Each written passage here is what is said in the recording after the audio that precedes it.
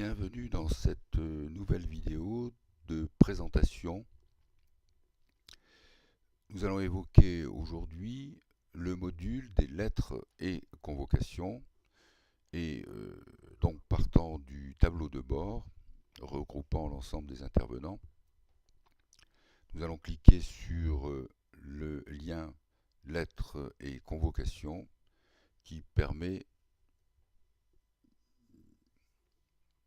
de se rendre sur une page générique se présentant comme une succession de menus selon que l'on s'adresse aux juridictions, aux parties ou aux intervenants. Alors voyons déjà ce qui s'adresse aux juridictions. L'acceptation de la mission ne nécessite pas de commentaires particuliers. Une lettre à la juridiction sur un sujet spécifique qui sera détaillé dans le module que je montre ici pour donner un aperçu. Voilà, on s'adresse à Madame la Présidente et puis on propose un texte selon les cas que nous souhaitons évoquer avec la juridiction. Pour obtenir une déconsignation, pour obtenir une prorogation de délai, une consignation complémentaire et une prorogation de délai. Alors nous verrons dans une vidéo plus tard comment fonctionne chacun de ces liens. Et une lettre de présentation d'un sapiteur avec possibilité de demander une provision le concernant. Une lettre pour le dépôt du rapport, un défaut d'ordonnance de consignation complémentaire, si toutefois ça se produit, le défaut de versement de la consignation et une lettre pour demander l'autorisation du dépôt du rapport en l'état, ainsi qu'une lettre pour un défaut de communication.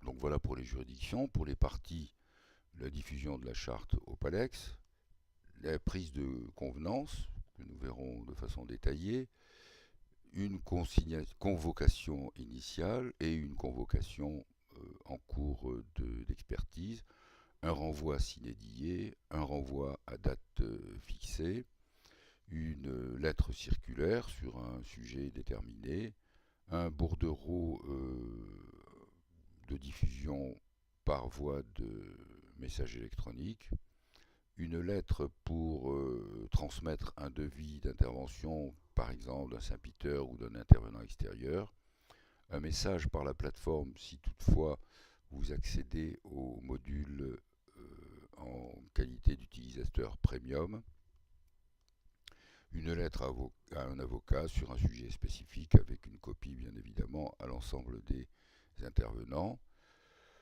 signaler une adresse électronique en erreur et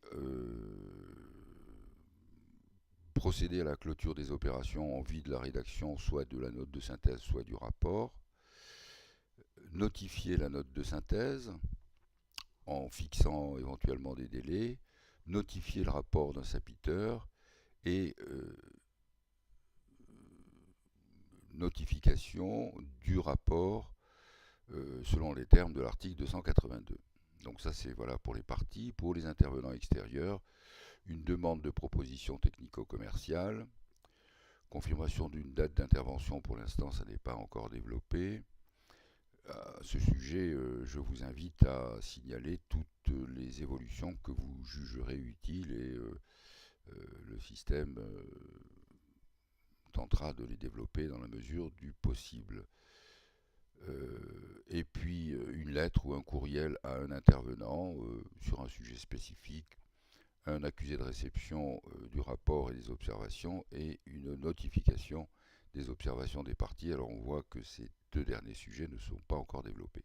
Donc voilà pour cette présentation générale des sous-menus lettres et convocations. Dans des vidéos à venir, nous présenterons quelques éléments constituant ce sous-menu caractéristiques selon qu'on accède directement à la rédaction de la lettre ou que l'on passe par une étape intermédiaire consistant par exemple à saisir une date ou un montant ou le nom d'un intervenant. Tout ça sera vu dans des vidéos à venir. Merci de votre attention.